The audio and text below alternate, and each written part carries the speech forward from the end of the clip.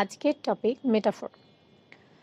A metaphor is a figure of speech that makes a comparison between two unlike things by saying that one is the other. মানে এখানে দুইটা সম্পূর্ণ ভিন্ন জিনিসের মধ্যে তুলনা করা হয় মূলত তাদের মিল বের করার জন্য, কিন্তু সরাসরি না। তুলনা করলে আমরা অ্যাজ লাইক এগুলো ব্যবহার করি, কিন্তু মেটাফোরে কোনো অ্যাজ লাইকের ব্যবহার নাই। এটা একটা ডিরেক্ট স্টেটমেন্ট। বলা যায় যে টাইম ইজ আ থিফ। মানে এখানে সরাসরি টাইমকে চোর বলা হচ্ছে। কেন?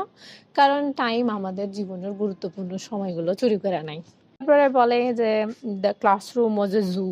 তো এখানে কি বুঝিয়েছিল, মানে কেওটিক একটা সিচুয়েশন বোঝার জন্য ক্লাসরুম আর জুকে কম্পেয়ার করা হয়েছে।